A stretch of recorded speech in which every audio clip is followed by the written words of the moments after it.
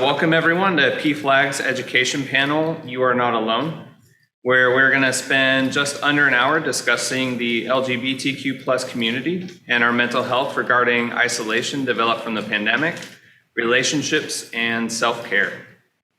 I am the chapter president of PFLAG Norman and your host, Michael Robertson. To help us with this panel, we have three special guests. First, we have Dr.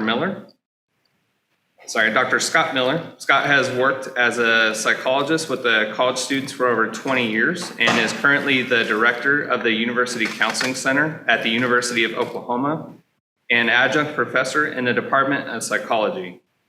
He also serves on various campus crisis teams, including the Behavioral Intervention Team and the Campus Threat Assessment and Review Committee. He has been a licensed psychologist in the state of Oklahoma since 2002 and has a PhD in counseling psychology from the University of Oklahoma. Then we have Bonnie Peruzzi. Bonnie is originally from New York, where she received her bachelor's in psychology. She has been a Norman native since 1986 and has received her master's in human relations at OU. She has been with the Transition House since her time here in Norman and is now the executive director. Amongst her various community work, she is on the Cleveland County Mental Health Task Force and Mental Health Celebration Committee. Most importantly, she has been a PFLAG member since 1996. And then we have Carly Carpio, who's joining us virtually. She is a former construction engineer turned life engineer, a social entrepreneur and holistic health and wellness coach, helping people create a life they love. She is certified in personal training, mindfulness, and yoga. She creates custom programming and produces products for self-care, stress resiliency, and to help people become the, I quote, dopest versions of themselves, mind, body, and soul. Let's give a round of applause to these three special guests. Thank you all for taking the time to be here with us tonight. I have a list of questions to spark this discussion. We definitely won't get to all of them, but that's okay. We are, however, going to have some time at the end of the questions for the audience. All right. First question: what are some challenges you've seen from the pandemic in the LGBTQ plus community? Working in the front lines of mental health services, I do work with clients who are LGBTQ community members. It is difficult for folks to feel connected during the pandemic. As much as virtual is fantastic, it still has its limits in terms of human connectedness. So I think that absence of human connection and human opportunities to be a part of has been a really big barrier. And for a lot of us, we have been trying very hard, particularly in my case, I work with folks with serious mental illness, and that's a very broad range through a transitional living program as well as a community outreach program. But we have had opportunities to serve folks in the LGBTQ community as part of their support system. We have a drop-in center that I will use the example of one gentleman who came in. He was homeless. He is a member of the LGBTQ community. He did not feel safe staying in shelter, but he spent a week during the day in our drop-in center just hanging out. So creating safe space. He had also commented on the fact that he had never been to a place like ours that was a mental health provider that was so welcoming to somebody who was part of the LGBTQ community. So we were proud to be able to offer that level of support that he needed in the moment. And now he continues to receive support services just as needed. So the isolation and from the seemingly simple opportunities for connection to the more significant, like Scott and others would offer, are an important part of this opportunity. Carly, did you have anything on that question?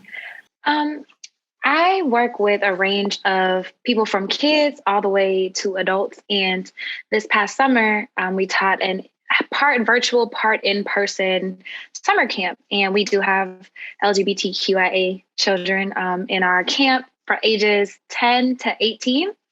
And the isolation is so hard, even whenever people are around family.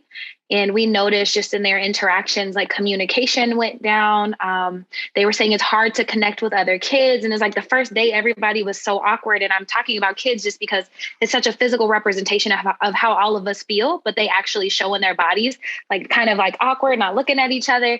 By the end of camp, we were like, y'all, you can't be hanging on each other. You got to keep your mask on. You got to keep your distance from kids. And so you can just see how it has affected us in our bodies. You can feel, and I don't know if any of you have felt like this, but going back into spaces around lots and lots and lots of people when we haven't been there can be draining. It can be overwhelming. It can have effects that way. So even getting back reintroduced. So that's really what I've seen in a very physical way of how this is all affecting people. Yeah, I always try to make the point that we're wired to deal with short-term stress. And the pandemic was short-term about 16 months ago. So I think it was a event that went on for far too long. And the other thing that we've seen that's been hard for people, I think, is we are creatures of routine, and most people lost their routine. The first couple of weeks, it was nice to not have to get out of your pajamas, but 2-3 months into it, you were sick and tired of not having the reason to get up and places to go and that structure you needed to thrive. So I think our young people, just like us, have struggled with the lack of routine, and that lack of routine and lack of purpose with the isolation, I think, has made it super, super hard for everybody. But certainly we know younger people don't have the same anchors that we do when we get older, so that they're not as rooted. And so when there's a huge disturbance in their life, they're going to suffer more because they have less perspective, they have less kind of roots, and I just think it makes it harder.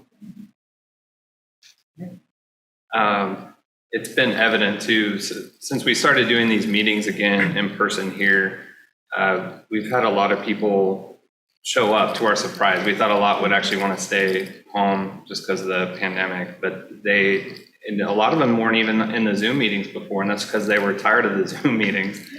And to our surprise, we had a large attendance, as you can see today too. People prefer to be in person if they can, just because they miss being out. And that kind of segues into this next question. What is the best way, or what are some ideas that we can reach out to friends or members of the LGBTQ plus community that may be suffering from the isolation from the pandemic and the residual effects that it has on the ability or desire to gather?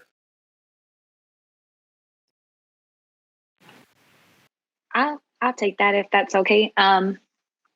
So I work with a large mental health organization called D.D. Hirsch Mental Health Services, and we're working on content to help people check in on folks because it has been really hard. Our capacities to interact have changed. And so I think some suggestions would be to reach out and think about things that connect you with the person. For example, I have a friend named Charlie. She's amazing and she loves music. And so if instead of being awkward, like, how are you? Because sometimes that's a loaded question, right? Sometimes people don't want to share. That can keep them from responding to you. But if I say, hey, Charlie, what's a good song you've heard lately? What song do you feel like today? And just leave it open to her to respond in her own time, no pressure. Another example is just to reach out, say, hey, I was thinking about you, would love to catch up whenever you have time. Don't feel any pressure to respond. Just letting people connecting on things that are mutual. Don't putting any pressure on people because we're all affected in different ways. We all respond. You don't want them to feel bad about not having the energy or the mental health to connect with you that day, and just making sure that you are keeping up with the people that you love, because seasonal depression is also very real. And as the seasons change, as it gets darker, earlier, colder, we really need to be checking in with people. And so however you can find common ground without putting too much pressure, but just letting them know that you're thinking about them, I think is a great way to spark a conversation with anybody. Yeah, I know one of the things our staff has talked about just recently actually is starting to be intentional with sending cards out to people. Actually handwritten cards. Kay's old school, we just talked about that. But something as simple as that, just that you're not alone stuff. And when we started this, that hashtag is what's being used, I think it's still being used for suicide prevention. But I think for a lot of people, any acknowledgement, obviously in person is meaningful. And for a lot of us, for me, that's very important. But I think for a lot of folks, the opportunities, if they don't feel safe in person, giving them the opportunity to not feel shame for having limits with their safety.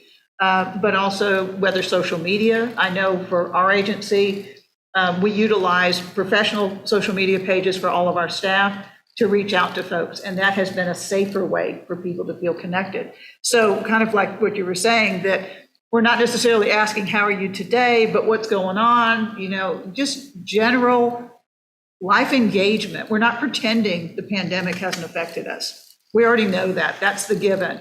It's where do we go from here and what are some fun opportunities? And at Transition House, we have been offering groups and opportunities for folks to be engaged, again, smaller scale.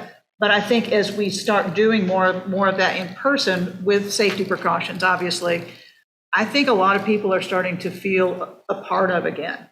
I think that shift of distance, when we first started doing the Zoom meetings, that feeling of, it was great to see everybody. We were craving that. But seeing people in depending on where we're at with vaccinations and all those things, being able to hug somebody again, those are meaningful for a lot of us. So whether it's anything from a card to a social media connection to in person, you have to assess with each person what their comfort is, as opposed to imposing assumptions on somebody, because not everybody is at the same place with their own physical safety as well as the mental health. Yeah, and I liked, Carl, you kind of talked about a casual approach to somebody. I had a good friend that just sent me stupid jokes during the pandemic. So every once in a while, I would just get his stupid joke of the day.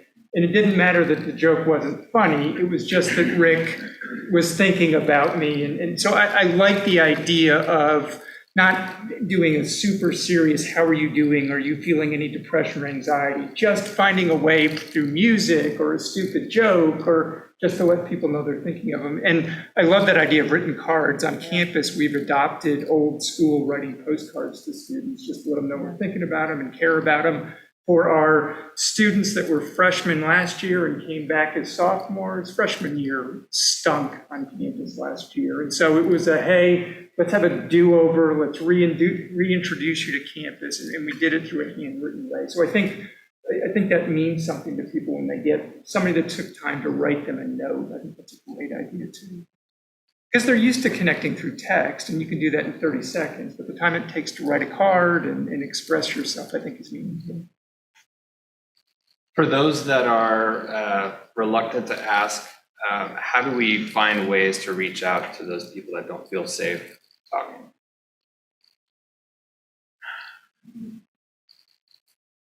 That's a loudmouth Italian. Oddly enough, I'm an introvert. So when it comes to me personally, it's more difficult. It's more difficult to actually ask for help when we need it. But I think offering having an invitation, I know that sounds very strange, but so often we just don't invite people to be a part of. We either force and impose it on them, but we don't simply say, when you're ready, if you're ready, please join us, please be a part of, and be patient. I think we get so impatient with our own discomfort. When we see somebody struggling and we want somebody to be better now, it's about us at that moment. And we need to stay centered on that other person if we're trying to help the other person. So staying centered where, I'm going to go to the scenario. I say to you, I'm thirsty, and so you offer me a loaf of bread. I'm sorry, I said I was thirsty. How about some water? If we're not listening to what the person is saying to us, if they're saying they're struggling, but they're not ready for our help, just say, anytime you're ready, join us, and then continue the invite, but not pushy. And that's hard for me. I mean, I want everybody to be happy and well. So that is difficult, but I think our patience during this time is really critical. Yeah, I mean, the other thing I think of is what I call parallel play, which is just getting involved with the other person and their activity and just being with them. I think about with a teenager, sometimes it's just going out and shooting hoops with them. And as you're doing the activity, slowly some talking will start that feels a lot less awkward for the person. So sometimes maybe joining the other in an activity they enjoy or something they do and just letting the conversation flow naturally. And then if they do express some concerns, being able to follow up with those and have a conversation about that, but not doing it too directly, being with them in some activity and allowing some space for just conversation to evolve into something that feels more comfortable to them, where they can share it at their own pace. And then you can do selective listening and ask questions about the things that you're concerned about, but kind of be with them is another way to think about it. And one other thing, just as you said that, I know years ago, I remember learning the best way to get somebody to talk is to go for a ride. In a car, in a van, in a vehicle, the person doesn't have to look you in the eye. You should be paying attention to the road. And that, I know in our mental health profession, that was a really good resource. If somebody wasn't comfortable sitting across the desk and having conversation, put them in the van, go for a drive someplace, and you got a life story in 2 seconds. So being creative, going for walks, I like the activity ideas. I mean, those types of things, that's the creativity. That's the part that's different. We assume these conversations are had in a psychiatrist or psychologist's office when so often they're had in so many other places. And that creativity is critical. I love that. And that's right in line with what I was going to say is, hey, I'm going to go for a walk today and get some coffee. If you'd like to join me, I'm going to be here at 9. That's no pressure. It's a yes, maybe, no. Another thing is if you know they're really struggling and if you know they have struggles with depression or something, like, hey, I'm going to do some work today. If you want to come over and sit with me, we don't have to talk. You can just come hang out. We don't have to say anything. You can do your work. I'll do mine. So you're kind of co-working, or even offering, like, if you know them on a very intimate level, like, whenever they get sad, like maybe they're not doing their house chores or things like that, maybe you bring them food. Like, hey, I'm just going to drop you off dinner tonight and I'll do the dishes so you don't have to worry about it. If you're open to it, let me know, and just kind of leave it open. But depending on your level of comfortability with the person, sometimes it helps if you make a plan so they don't feel pressured to try to figure out what you want and how you're feeling. So you can kind of just invite them to join you in your life and leave that open. Switching tracks to youth, our youth, especially in schools, have had a very interesting time. None of us can really say we went to school online, on the internet for a whole year. What are some of the best ways to reach out to young children and all the adolescents to erase the stigma of mental health? I saw your question ahead of time. My first response to that is young people don't have a stigma around mental health. Older people have a stigma around mental health. So it used to be like 20 years ago, we'd do a table in the union and maybe one parent would come up and get our information, but we'd never see a student. The student may be dragged by their parents.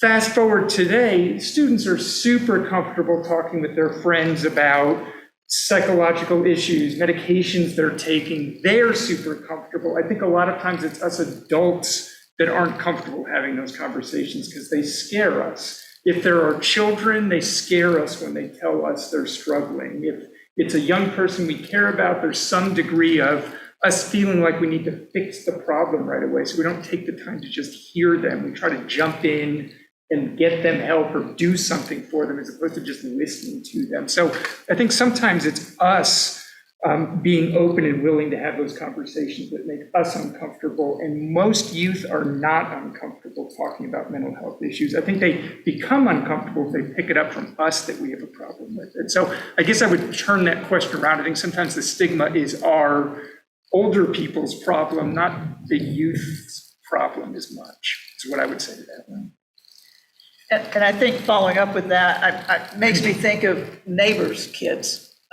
For some reason, Steph and I seem to be the people that all the neighbors' kids want to come visit. And just those conversations that, they end up knowing what I do. I work in mental health. So just introducing the language where they don't have a preconceived notion that it's problematic. So we just have general conversation talking about things. And if we don't tell them to be afraid of it, they learn it differently.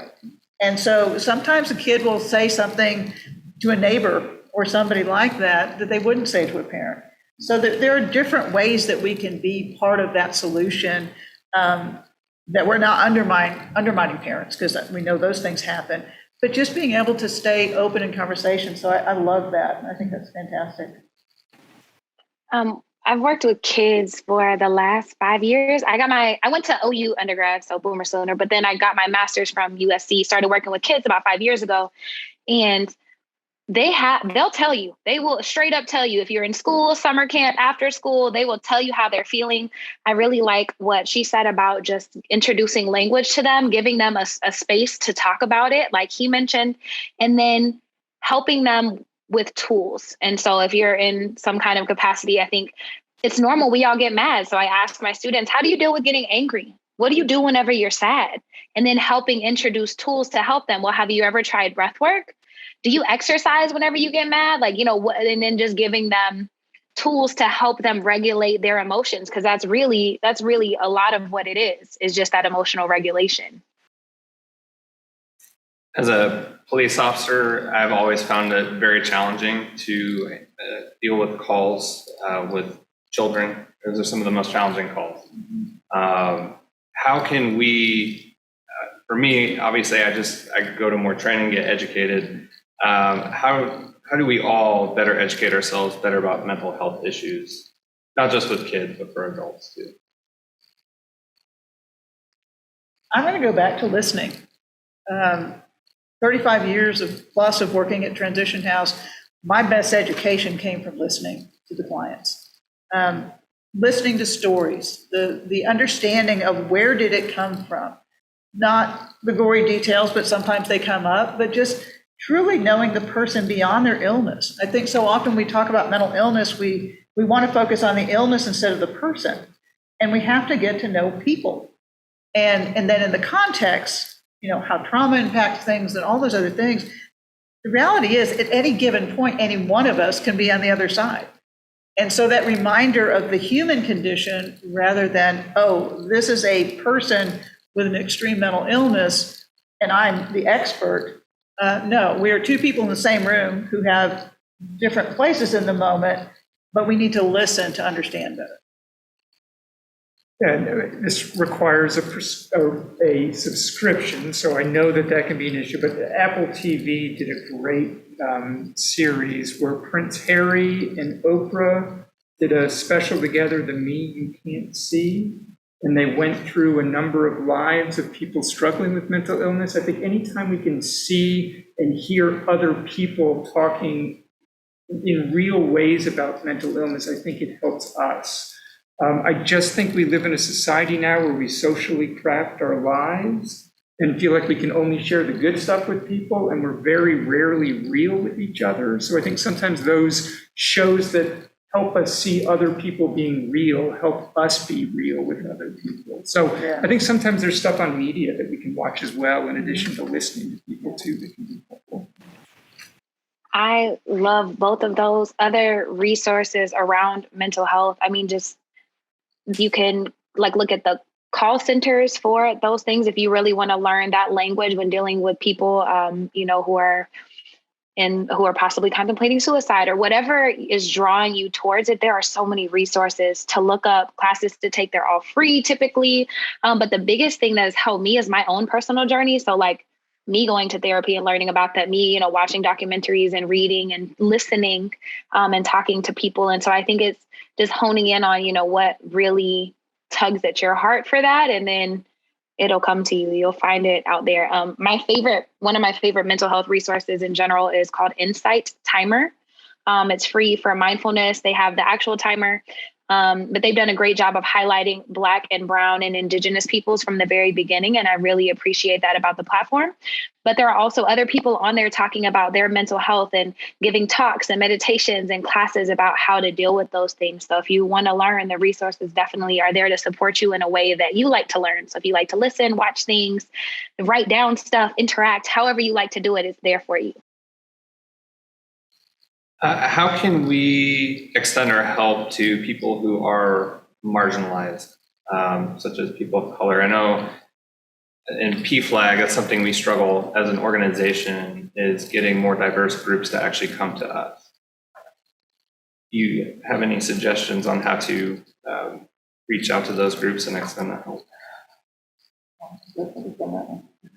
One thing that comes to mind, and I'm sure you've done this, so please, I'm not saying that this is a novel idea, but also I think when you do the educational panels, inviting people that represent diversity will bring people to the meetings that connect with those individuals. So I think creating a safe space where they see people that look and understand their world helps them feel more comfortable in those spaces. So that's a way to create a space that would be more welcoming. And it's sometimes hard to find those people, but if it's in the area of mental health, I'd be glad to help you find some folks. But that can be a way that person could then make other people feel comfortable coming in. That would be one suggestion. One that I was thinking about is, having people come to speak, but also looking up those organizations in the area and asking if maybe they need support at one of their events. And so you go and you meet people and you see how they run things. You get to ask questions, you're supporting them and you're becoming a part of their, system of things, but also even like thinking about an event that maybe you could partner with them and like what are your mutual interests? If y'all are both working towards suicide prevention, what's something you can do together in the community? That way you can learn from each other, but it's really just crossing that divide. And I think a great way is either supporting them and things that they're already doing or bringing them into some type of partnership for a mutual goal. Yeah, I think one of the challenges we have in Norman is the minority percentages are so skewed compared to other communities. And so it is more difficult. And I think one of the things we don't want to do is tokenize. I've always found it very offensive if we need a whatever, fill in the blank. So we don't want to do that. But I think just the sense of continuing to be welcoming and, it's not easy. I know we go through this in our board development. And I've talked to my board members who are people of color and that sort of thing. And they say, please don't insult us. Don't do that thing of the tokenization, but let's just continue to welcome people. So I love the ideas of partnering and all of that. So it's a challenge. And then there's a person who works at OU, Courtney Mclean. I think he's director of diversity and inclusion, perhaps, or some type of position. Business college is where he. Oh, in the business college. Yep. But that might be a great way for someone who already works in that, like to reach out to him and say, hey, this is where our heart is. How can we do this in a respectful way? And that's what he does. And I'm sure he would love to give back and connect those, especially because y'all's heart is in the right place. Yeah, and then OU has got Dr. Hippolyte now that runs the DEI office, and she's another fantastic resource. Yeah. Which I think they have a panel coming up next month too. Yeah. We'll release that information once we get it. I love that idea of partnering. And I think we get to know each other by working with each other. And if we can support each other, it helps us see that there's community and connection and relationships that it then grows from there. And it's great. So what are some things that you guys have done to help yourselves during the pandemic? What tools or rules have you found more effective than others? Does ice cream count? Yeah, mine would be Ted Lasso. That saved me through the pandemic. Now, I think particularly at the start of it, we weren't going to the health club. We weren't doing our normal workout routine. So breaking out the we and, Steph and I are fortunate that we have each other. So working out at home was important. Keeping some of the consistency with some of those wellness things that we do. Right before the pandemic, just happened to buy a new guitar, so got back into the music again. Breaking out some of those things that weren't a part of the past. Interestingly, I struggled with the creativity in writing. I thought during the pandemic would be a great time, but it kind of blocked it. So don't assume that you're going to force yourself into it because, I should be knitting or I should be, just go with whatever your gut says to go with and don't judge it. I think that the judgment is our barrier to sometimes some of the strange things that we don't have to be eating our way through it. Yeah, it's fun and it's easy, but that novelty wears off. But finding creative ways to, as you said, be with. The word with is so critical. And so often I think we lose that one. All of that, yes, I second all of that. I think I had 4 or 5 tips, and I'm not sure if I remember them, but one of them is sunshine. especially with limited daylight. Like, you have to get outside, even if it's only for a couple minutes a day. That vitamin D does wonders for your body, but get outside, get grounded in nature. That's one of mine. The second one is move your body. I don't care if you don't like to lift weights. That's okay. Don't lift weights. Go dance. Go do Zumba. Go play tennis. Go play basketball. Go walk your dog. Whatever you do, move your body. Try to eat as best as you can. If sometimes that involves a couple of pints of ice cream, that's okay. But eat as best as you can and try to drink a lot of water. Work on that nutrition. Connecting with people. As much space as you have, even if it is just a text message, shooting somebody, hey, I'm really grateful for you. Glad you're my friend. Have a great day. Leave them alone. Like, that's all you got that day. And then doing something creative. And then my last one is giving yourself space and grace, because it is hard. We won't know how the pandemic has really impacted all of us probably for years to come. And it's been so hard. I know on my personal mental health that I've just had to practice being kind to myself over everything. Like, no, I'm not going to get everything done. Dang it, I forgot about that deadline. Man, I didn't work out for the past 2 days. Okay, that's okay. Let it go. Be kind to yourself. Do the best you can. And that's all that you can do. Space and grace. Yeah, and the other thing Carly mentioned Insight Timer, which is the best app I've ever seen. And meditation got me through the pandemic. Just being, we spend so much time in the future and the past, and we're not good at just being where we are at that given time. So meditation saved me. I would usually start each morning with a meditation, which then led to me having a routine. Like, I kept going to my office, even though there was nobody on campus. I went to my office because I need work to be work, and I need home to be home, and I don't like to work at home. So even if you don't have a routine, creating a routine for yourself and sticking to, even if it's a flexible routine, something that centers your day, that gives a rhythm to it, that gives you something to hold on to, I think helps too. I think creativity and solutions. We can't always have the full on of what we want. And last year, I'm thinking about, we have some dear friends that are kind of our family when it comes to the holidays. And so last year, one of our traditions that we call our family tradition was to go to see the Yukon Lights. Well, at that point, we weren't vaccinated. We didn't want to be in the car together. So we literally followed each other to Yukon. When we could go outside and walk through the park, we did that together. It fulfilled the need. It wasn't on the terms that we wanted, because a lot of times we'll say, this is what I want. If I can't do it this way, I won't do anything. But if you get creative in your solutions and say, well, I can have half of it. We can still have our routines. We can still do our photo ops. We can do it safely outside, but we just won't drive in the car. That's the creative thinking that is so critical during this time, and it's not easy. And I love what you said, be kind to yourself. That is one of the most critical pieces of anything. In regard to preventative care, and I think we just kind of answered this question, but how important is it to get help early when there is emotional distress? How important, and what can we do for preventative care? Yeah, I mean, the earlier you address a problem, the easier it is to fix. I will say the biggest caveat we have right now is that the pandemic has put a huge amount of pressure on our mental health system. So it can be hard to get an appointment unless you know somebody, and so there's some real world struggles. But the earlier we identify a problem, the easier. I know for me, I don't want to speak for you, I sometimes need other people to tell me I'm not doing great, because I'm not always aware of what's going on. The stress builds in me when I'm not aware of it, but it's my wife or my child or a colleague that says you're not looking good today. So sometimes it takes other people to give us feedback, but the sooner we deal with the problem, the easier it is to fix. But it's never too late to get started. So don't ever ignore depression, anxiety. We've got great treatments for it. We can help people get better, but we have so many people that are afraid to seek help. They're afraid to take that first step. So sometimes getting that first step out of the way is the biggest.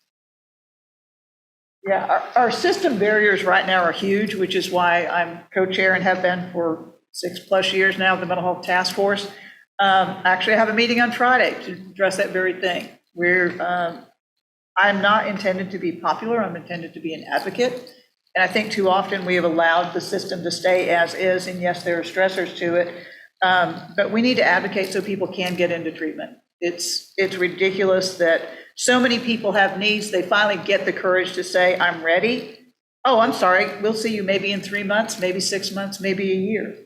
The backlog of private practitioners is huge, but in the state and the public system, it's horrific. So I'm going to say, yes, absolutely, do those things. I'm going to go back up a little bit and say, sometimes the other side of prevention is doing things like taking breaks and vacations. That is something that as a society, we devalue, we shame people for that kind of stuff. And I will tell you, a couple of months ago, I was not in the best shape in the world, and our consultant said, we need to talk about this. And I said, you need to let me have a vacation, then we'll come back and talk. Vacations make a difference, not just time off, but true vacating. I always refer to that word, where we get away from it and we separate and we stop being just our work. A lot of people, the mental health issues that we're seeing now, especially at the start of the pandemic, we may have been working from home. We were working around the clock. For Steph and I, we found ourselves early in the morning till literally into the middle of the next night working at home. People said, oh, you're at home, you're taking time, you're not really working that hard. We were working harder at home. So yes, we were ready to go back to the office to have a break because we weren't connecting. So allowing breaks that are part of that prevention, allowing people to say, I just need a mental health day. As systems, we need to encourage and allow people to do that before they either get physically sick or emotionally sick. Because yes, our system is not able at this point to keep up with the demand. That includes disconnecting from the phone, emails. Yes. You know, that's something I have to do. Yeah. Yep, Carla? absolutely. I would say all of the things I think that we've mentioned are preventative measures. Anything that you can do to make yourself feel better, and not saying that, meditating once is going to make you not feel depressed, not saying any of those things, and not saying that to minimize people's symptoms. But if, let's say that you did reach out, and let's say your therapy appointment is a month from now, do the things that you can to make you feel good. If that's journaling, if that's meditating, if that's calling a friend, if that's having a coloring book, if that's exercising, anything that you can do to make yourself feel a little bit better, to get a little bit out of that funk, to keep yourself from spiraling, like do those things until you can, see a professional, or, if you have to speak to a hotline, those resources are there too, but it's doing those things that you can and whatever you can to, as Abraham Hicks says, make your cork float. So think about a cork floating around in the lake. Anything you can do to make your cork float, do that. If that's playing a video game, go play Animal Crossing or whatever it is that you like, but do those things. Has the term self-care lost its meaning from overuse? What can you tell us about overcoming the barriers to self-care, such as feeling guilty for it, thinking our time could be better spent elsewhere, serving others, and not following through on it? I'm going to go back to the shaming. As a society, we are conditioned, especially in the last couple of decades, to be workaholics. And that is such ridiculous thinking. We are humans with incredibly clear limits that our body tells us about. And if we don't allow ourselves and support others in self-care and reasonable lives, reasonable balance, we have to continue those conversations. And we have to advocate for good periods of time off for people in the workforce, healthy breaks, separation from the constant stressors. The language of more is creating more people to die early. Because if you look at college students especially, continuing to raise the bar of excelling, exceeding language that we use pushes people to breaking points. You look at certain colleges at the university, Price Business College being a prime example, the risk for those students, because they are some of the brightest and the best, and yet those same students are so stressed out. Last semester, spring semester, I got 2 calls because I do work with that college in a support area, people saying, can you just talk to this student for an hour? They can't get in someplace. They don't want therapy. They just need to talk to somebody. Those poor kids were so stressed out because they weren't enough. That language of you need to do more, you need to excel is so dangerous and so unhealthy. So we need to support each other in changing the language. Yeah, I always like going to different cultures because then you get to see your culture more honestly. And I think we are the most stressed out culture that gets the least done. I mean, we spend so much time at work, but most of it is really unproductive time because we're tired and we're stressed and our minds are other places. I think there does need to be a balance, that we need to put our phones away when we get home and not have that. I certainly hope out of the pandemic, we've at least gotten past the you shouldn't go to work when you're sick problem we had for a while. Because when you were sick, you were guilty if you weren't in the office. But yeah, I think it's a cultural issue that we spend a lot of time stressed out and we don't actually get a whole lot done with all those work hours because they're not productive. And we don't have balance. Yeah. And adding on to that, I teach self-care to teachers, to executives. I taught it to some people in the Navy that were pretty high up because I had to give them my laptop and my cell phone before I could go into the building. So it's just a thing to know that from little kids all the way up to adults, like we're not used to taking care of ourselves. We're not taught to. We're actually taught quite the opposite. You don't quit. You go hard. Like from sports to a business school to anything, we're not taught to take care of ourselves. But when you think about it, think about all the things you've accomplished in your life. And you were half full. You were tired. You weren't taking care of yourself. You probably weren't eating right. Imagine what you could do and the fullness you could bring to every area of your life if you actually took the time to take care of yourself. And that's why I always circle back is like to you. How do you feel when you go to work every day? How do you feel when you hang out with your kids? How do you feel when you're too tired to actually be involved with your family and those that you really care about? It's like, how can you fill your cup so you can pour out from the overflow instead of trying to pour from an empty cup? And so integrating practices into your life, they can start small, like 5 minutes of breathing, 5 minutes of exercise, walk around the block. It can start small, but you have to figure out ways to integrate it into your life so that one, you won't make excuses, but two, nobody has more hours in the day. So how can we take care of ourselves with the time that we have? What does that look like for you? Because it looks different for all of us. And then reminding yourself every time you feel guilty, I'm doing this so I can be my best self and bring my best self to every area of my life. Like people are getting a better version of me. I'm getting a better version of me. Are we able to touch on that caregiver question you threw out? Yes. There was a question about how do we take care of caregivers, and that's one that I worry about, that I'm glad for these spaces, things like Parents Helping Parents that help teens with addiction problems. I just think we live in a world where our kids are supposed to be successful and they're supposed to not have problems, and we're not honest when people in our family are struggling. We feel like it has to be a secret that we don't share with anybody else. And so I love spaces like this where people are willing to be honest about struggles they have. And I think for caregivers, there have to be spaces to talk about how hard it is to be a caregiver, because it is exhausting. I think a lot of caregivers that are working full time and then come home where they're working in a different way and they give up time with other people in order to take care of somebody.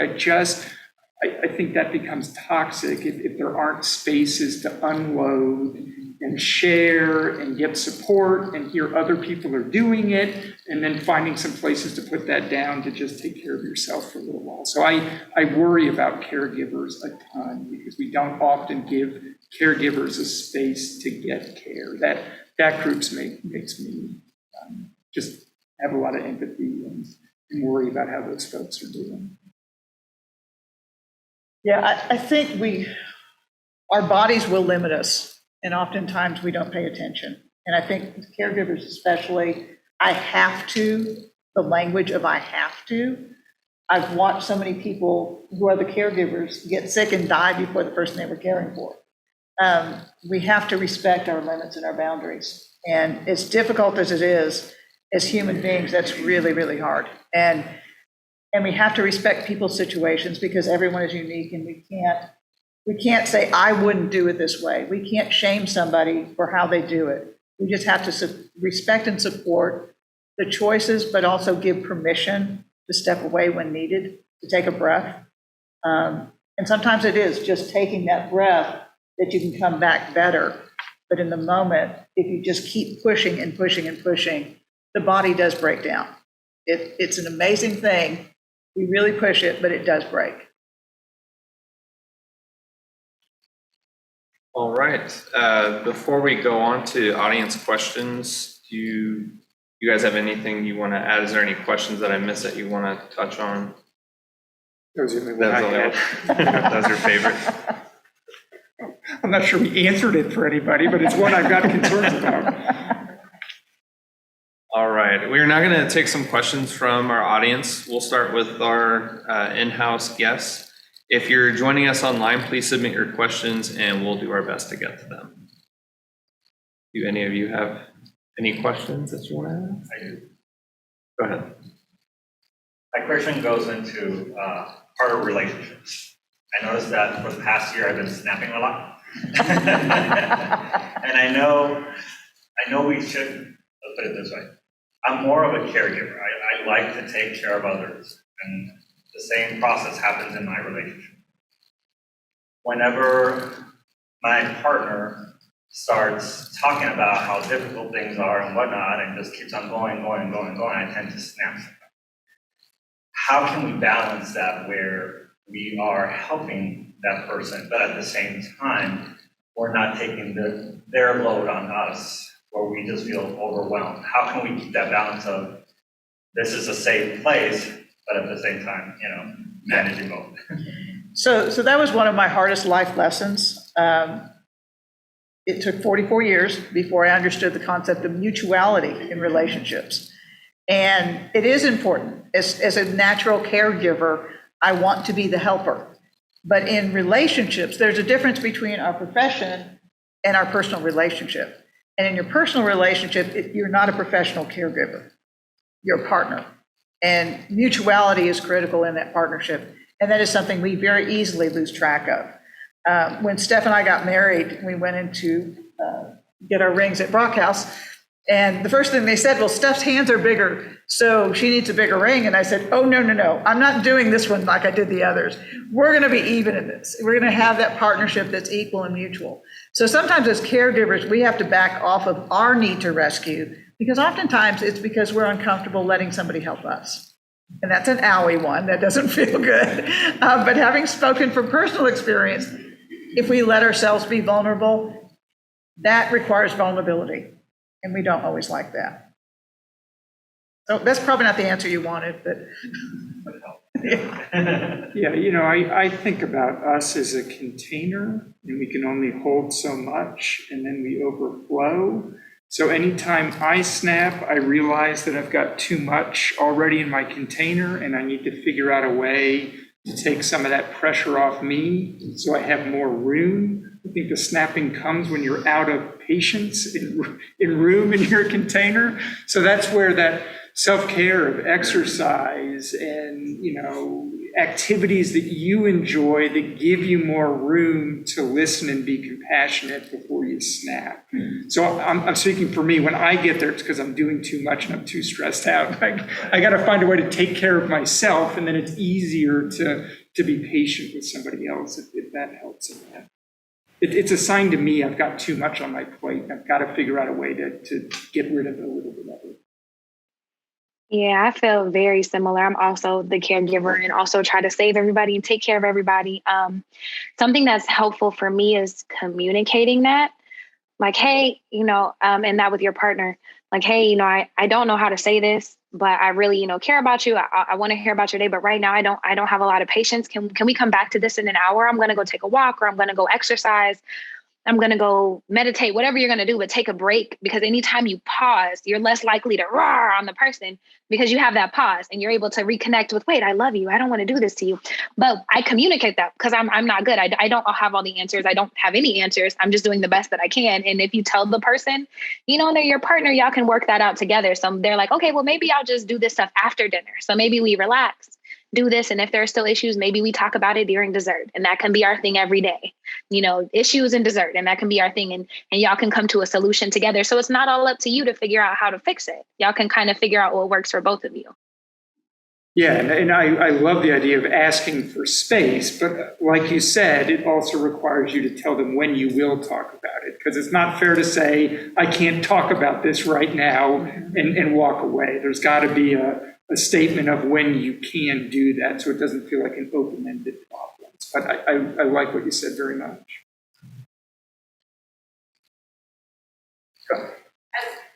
I appreciate you touching on those. Mine was a double one, like working from home. In the beginning it was okay, and then I was like, okay, I can't, I have to, like you were saying, Dr. Miller, your routine is gone. And, there's people like, oh, I love working from home, that's great, but I can't. It's just, I can't. The second one is the caregiver. I've tried to take care of myself. The past 6 years, this year was the worst with my husband's cancer. And, again, it's like, I think I literally just pushed myself too far. Because then I did hit the wall, and it's like, okay, well, that's not going to help him, and it's not going to help, and so forth. So just us taking the time out for ourselves, it's hard. Yeah. Because we don't really think to do that because we've got everybody else on our mind and, it's like taking care of that person. Yeah. So thank you for touching, on that. Just, you're right. A lot of people, especially caregivers, don't do that enough. Yeah, and there's a term that I learned, I was at a conference and the speaker said, there's a phrase she uses a lot, simple, not easy. And I think especially when it comes to things like caregivers, boy, it sounds so easy from this end, but knowing the situation that you're in, it's terribly difficult. When you watch somebody in pain and struggling, you give it your all, and then all of a sudden, before you know it, you've hurt. And where do you go? Who's your caregiver? So having support systems around that are willing to say kindly to you and respectfully, do you want to take a break? I can sit in and help out and fill in, but it looks like you just need a pause. Yeah, and I think you spoke to the other truth is we just sometimes walk through dark times. And it doesn't matter how much self-care we do, life is asking more of us than we can manage, and that's just human. I think it's great that you recognized it and tried to deal with it, but if you have a spouse dying of cancer, there's no way for that not to be painful, and days for it to be too much. But friends and family who can spell you when you can take time is what we can do. But they're just periods of life, seasons of life that are just painful. And you're not doing anything wrong. That's just kind of where you are in life right now, too. So there's some acceptance of that, too, that this really is a shitty time, excuse my French, but, I'm doing the best I can, and I've got to give myself some grace that I'm trying the best I can with a really, really hard situation. Yeah, I don't have too much to add to that. Just space and grace. I think the pandemic has exacerbated a lot of issues we might have already had, like little spats or little bouts of things, but it just all bubbled up to the surface and kind of smacked us in the face. We had to sit with it. We didn't have anywhere else to go to escape, which is probably how we used to do. We used to be so busy and we never really had time to pause and sit with a lot of these things. And so just a lot of space and grace. And like he said, sometimes it just sucks and all the self-care in the world isn't going to fix it. And being okay with that too. Like I'm still doing all the things and I'm still really sad. And today still really sucks.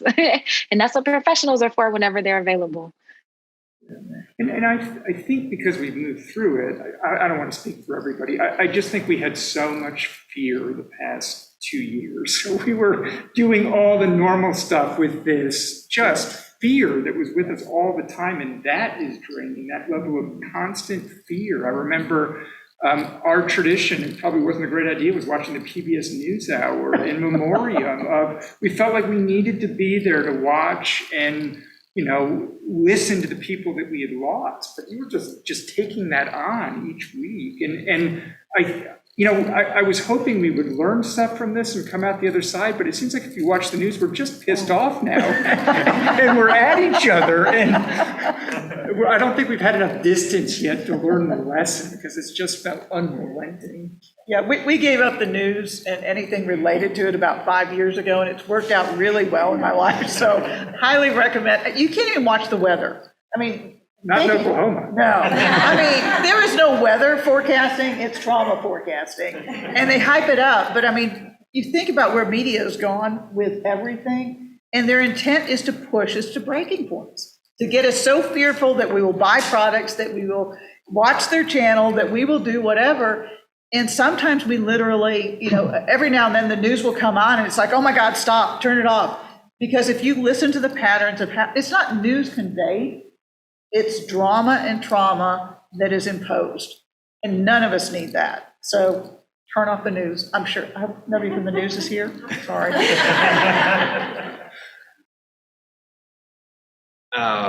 Do the panelists have any closing remarks? Oh, we have one quick. Oh, I'm sorry. If it's time, I. No, go ahead. Just one of the quick say things. And then the second is sort of a trigger warning because my question is word sensitive, but that's space right here. So we've seen, like, especially with research, right, from the Trevor Project, that increasing rates of suicide for queer youth of color specifically, during the pandemic and now. It's actually lower for white queer youth, which is great.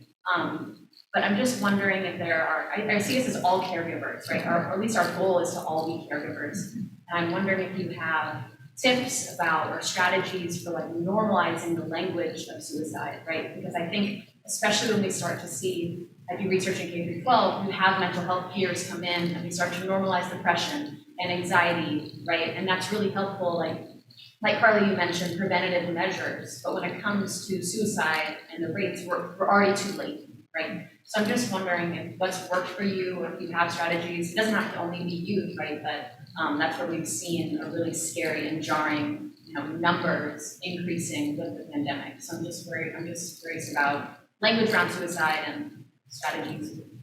I was teaching a class on suicide prevention when it started, and then realized pretty quickly that was probably not a great idea. So I switched it. But the two buckets we worry about for suicide is isolation and feeling like a burden.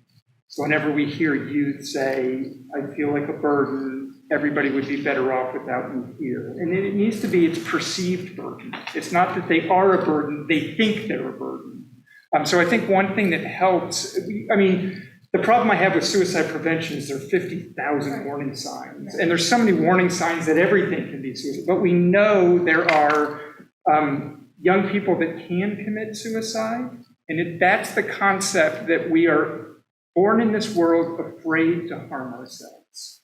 So psychologists used to see cutting as that's cutting, that's not suicide. But what we've learned is that's practicing hurting yourself. So we got to look for young people that are doing things that are getting used to causing themselves pain, because that's a barrier they need to get over. So that's the I can do it. The I want to is the isolation and perceived burdensomeness, and that's the language we need to listen for. And I think the reason you're seeing the numbers go up, especially in marginalized community, is the isolation has gotten even more extreme.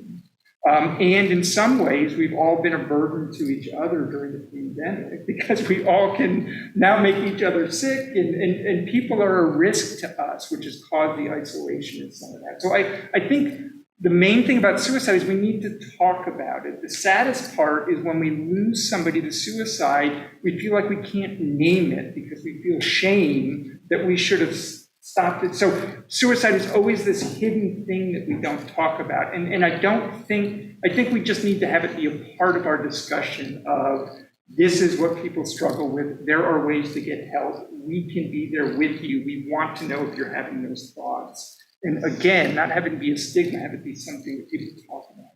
Does that help at all? And I think the concept, and it goes along with this, the idea of welcoming spaces. And I'm going to go back to the gentleman that I mentioned earlier. He didn't have a safe space. He was choosing to live on the streets rather than go into shelter, because as a Black gay male, he just knew it wasn't safe for him. So the fact that we had a space, and fortunately it was far enough along in the pandemic that we could open that space. When the pandemic started, we had to close our drop-in center. We couldn't just let people come in. But something as simple as that, something as simple as talking about being gay in front of him, because he never felt that. That shifted his mindset, and suddenly he's got his own place now, but he still comes back around because he said this to us. You welcomed me when I wasn't welcomed anyplace else. That welcoming is a big message that's really critical. Yeah, there's a gentleman, Kevin Hines, who was one of the few people that jumped from the Golden Gate Bridge and survived. He's now been an advocate. Yeah. I was blessed to spend about 3 days with him. And in his story, the one thing he said that we hear is, I went to the Golden Gate Bridge that day, And if one person asked me how I was doing, I wouldn't have done it. But nobody asked. And it's part of, we keep our head down and we're doing our own thing. We don't pick our head up to smile and say hello. And I think we have to even more now look for connections with others, even if they're small. Just how are you?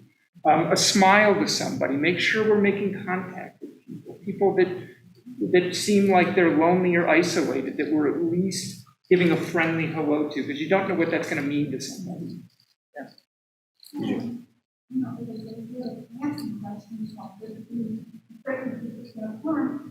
But one of the articles that I read discussed that one of the communities is also marginalized, the senior LGBTQs. And they're feeling like they're having to go back in the closet, and you're seeing, as a result, an increased rate of maybe not suicide, but broken heart syndrome. Yeah, I mean, one of our highest suicide risk groups that we don't talk about are older males. Older males are at high risk for suicide. Yeah, and those are communities we need to have those discussions and be aware of. Absolutely. I mean, that goes back to that conversation of stigma. As we get older, we have more stigmas about things. Younger people are teaching us great things about openness and connection and inclusion and the importance of language that, I don't know if we grew up with. So I think there is some isolation. We need to make sure we're looking our heads up for our older community members as well. Yeah, it's a huge risk. I mean, as I've gotten older, you start thinking about weird stuff like this, but I mean, are there senior homes? Are there senior places that people can go to and be out? I mean, I remember being in my 20s and 30s and the joke being, well, we'll go to the old homo home together. Well, first of all, we have to create one. Is there a safe space where LGBTQ folks can be aging and be welcome? Or do you have to go in there and go back in the closet and pretend that you lost your husband instead of your wife and all those things? So I do think we're caught in a weird generation. I actually just had a referral into our program of somebody who was 71 years old, who had lived a life as a heterosexual and yet was still questioning sexual orientation at 71 years old. And my comment was, wow, I mean, it does happen. We forget that it's not just youth, but I came out later in life. I was in my late 20s, but a lot of people come out later than that. And particularly for people even older than me, in their late 60s, early 70s and older, there was never permission to come out.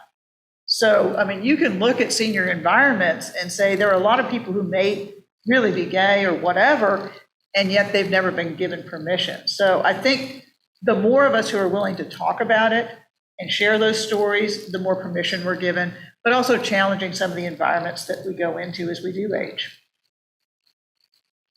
So that's maybe something to look into is trying to get support, like an event together for seniors.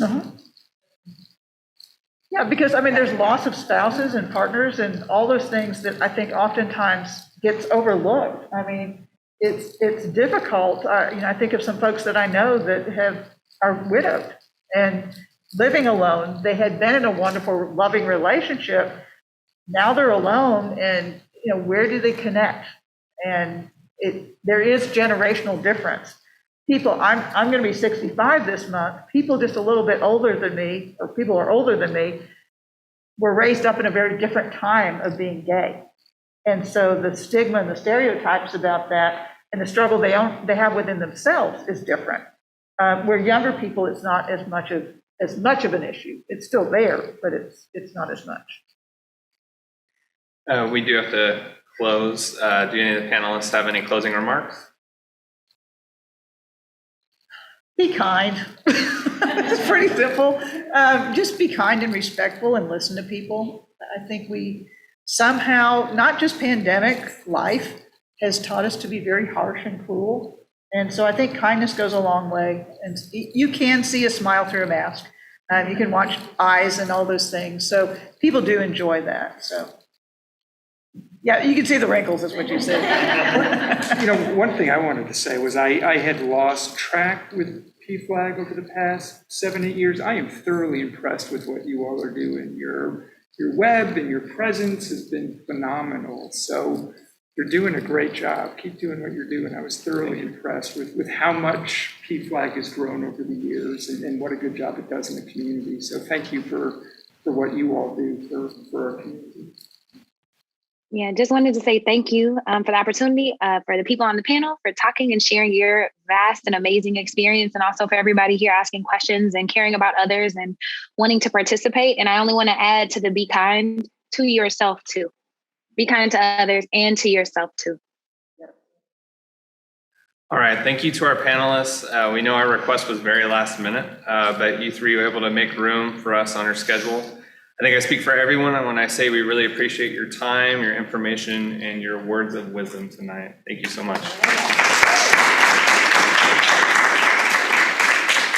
And real quick, there is not going to be a support meeting next week like normal. This took place of that. We will, however, have our next one on Thursday, December 9th in the Lowry Room, which is just a couple rooms down here in the library. Keep an eye out for some other events coming soon. Trans Progress in Oklahoma is going to be hosted at OU, possibly on the 17th. And Trans Day of Remembrance, the Candlelight Vigil, will be November 20th at Andrews Park at 7 o'clock. Please become a member or renew at pflagnorman.org. Because of you, we can continue to advocate, educate, and support the Norman community. Lastly, thank you to the audience for taking the time out of your night. We wanted this panel to benefit you in some manner. Whether for yourself, for a friend, or family, we hope that these discussions gave you some tools and or guidance to better our mental health. If you need more assistance, please don't hesitate to contact us via our website. If we don't have a resource listed for you, we will do what we can to assist you. All right, thank you so much. You all have a good night.